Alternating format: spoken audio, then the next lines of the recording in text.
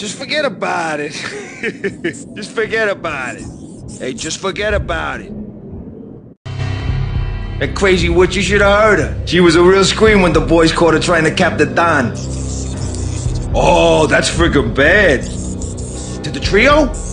That's even worse than what Frankie's doing to that poor bastard downstairs. She's gonna take a long time to die. The mobster muscle on the phone was talking about Mona. Punchinello's trio were nothing but bad news.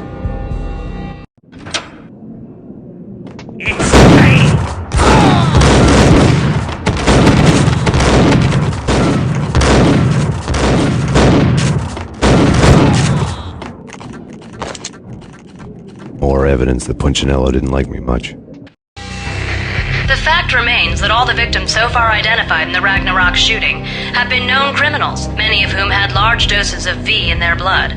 Reliable sources say that Max Payne was also among those killed, although no body has been recovered at this time. Reliable sources. That meant somebody thought the Mafia had me, didn't want the cops snooping around anymore. The body would be delivered to them barely recognizable. Case closed. Don Punchinello had the power to be that reliable source, which was no news. But his news was old news. Framing me hadn't been enough. Don Punchinello had put a hit on me. He wanted me dead, and it had been important enough for him to give written instructions to Frankie about it. Max Payne should die like a dog for the trouble he's caused. Frankie, I know I can trust you to give this matter the dedication it needs.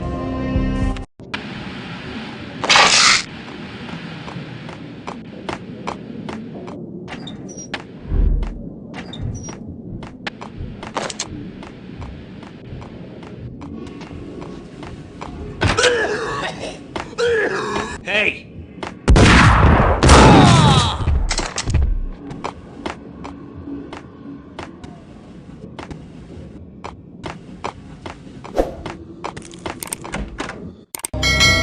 The hotel bar was fast developing quite a history. True to his words, Frankie was there, having a beer. Jesus Christ. How the hell did you get loose? Got bored waiting. Thought, what the hell, we could just as well finish this here. Fine by me. This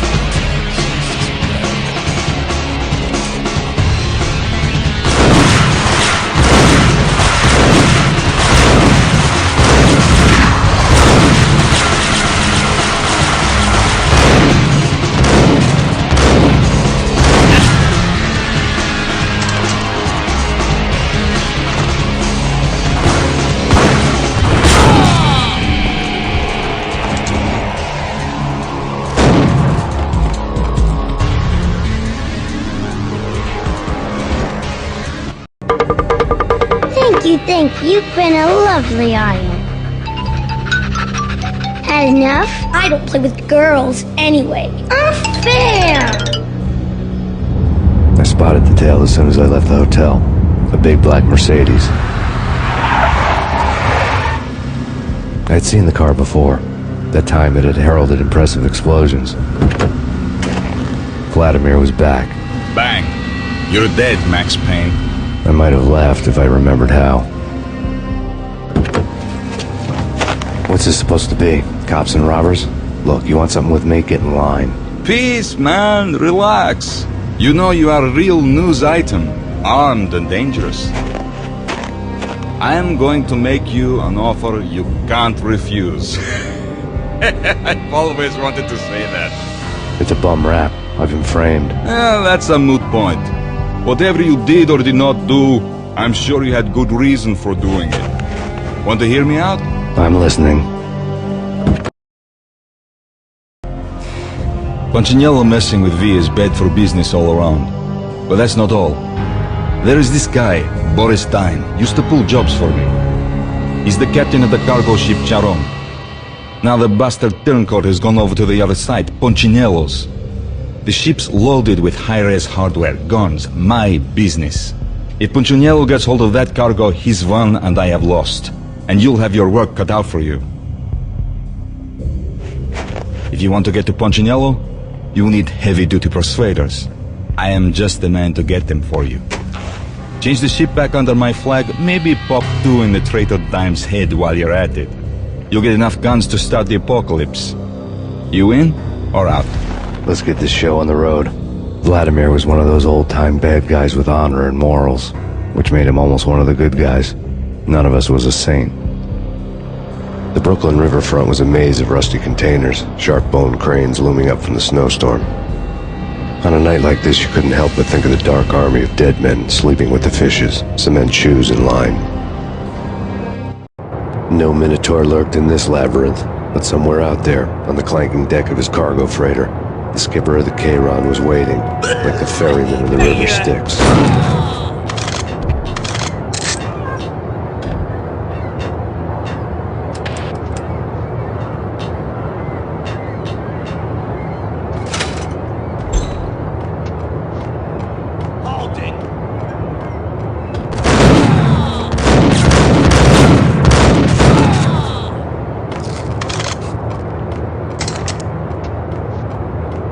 Both of them beat to a pulp. Yeah.